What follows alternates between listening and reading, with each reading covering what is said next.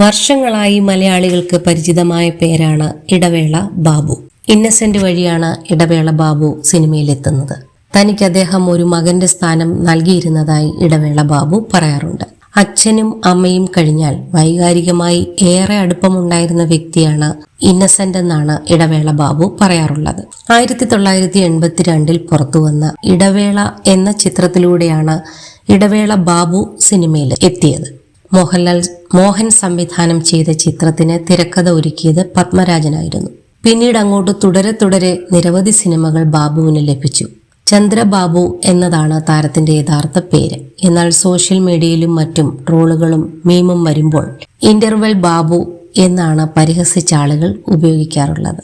എന്നാൽ പണ്ട് മുതലേ മമ്മൂട്ടി സ്നേഹത്തോടെ ഇന്റർവെൽ ബാബു എന്നാണത്രേ ബാബുവിനെ വിളിക്കുന്നത്. അത് താൻ ആസ്വദിക്കുന്നതായി ബാബുവും പറയാറുണ്ട്. 30 വർഷം കൊണ്ട് 250 സിനിമകളിൽ അഭിനയിച്ച ഇടവേള ബാബു അടുത്തിടെ വരെ താരങ്ങളുടെ സംഘടനയായ അമ്മയുടെ ജനറൽ സെക്രട്ടറി ആയിരുന്നു. അതുകൊണ്ട് തന്നെ അമ്മയുമായും താരങ്ങളുമായും ബന്ധപ്പെട്ട വിവാദങ്ങൾ വരുമ്പോൾ ഏറ്റവും കൂടുതൽ പഴി കേൾക്കേണ്ടി വന്നിരുന്നതും ഇടവേള ബാബുവിനാണ്. താരനിശകളുടെ സംവിധാനം മുതൽ ഓഫീസ് ബോയുടെ ജോലി വരെ അമ്മയിൽ പ്രവർത്തിച്ചപ്പോൾ താൻ ചെയ്തതായി താരം തന്നെ വെളിപ്പെടുത്തിയിട്ടുണ്ട്. ബാബുവിനെ വിട്ടിട്ട് ഒരമ്മയില്ല.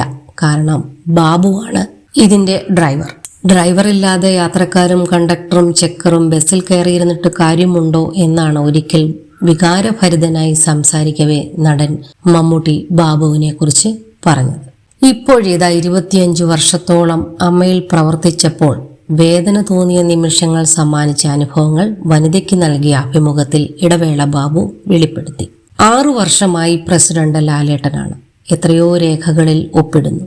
പലപ്പോഴും ചേട്ടനത് വായിച്ചു നോക്കുന്നുണ്ടോ എന്ന് പോലും സംശയം തോന്നിയിട്ടുണ്ട്. അതൊരു വിശ്വാസമാണ്.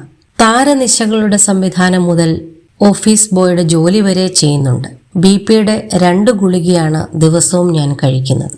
പല തലമുറയിൽപ്പെട്ട പ്രഗത്ഭർക്കൊപ്പം അവരുടെ ഏറ്റവും അടുത്ത ആളായി നിൽക്കാനായത് മഹാഭാഗ്യമാണ്. മധുസാർ മുതൽ ഷെയ്ൻ നിഗം വരെയുള്ളവർ അവരുടെ ഏറ്റവും അടുത്ത ആളോടെന്ന പോലെ സംസാരിക്കും.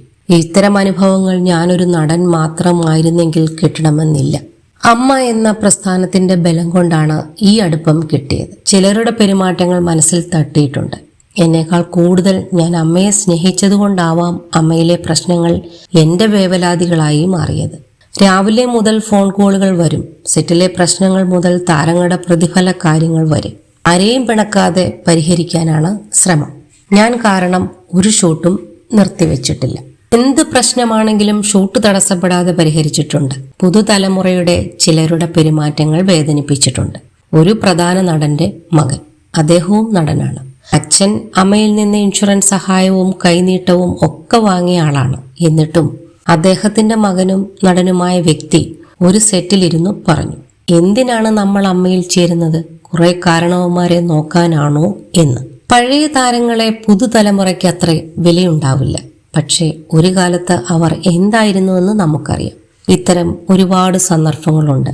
പക്ഷേ അതൊന്നും തുറന്നു പറയാനാവില്ലെന്നാണ് അനുഭവം വെളിപ്പെടുത്തി ഇടവേള ബാബു പറഞ്ഞത്.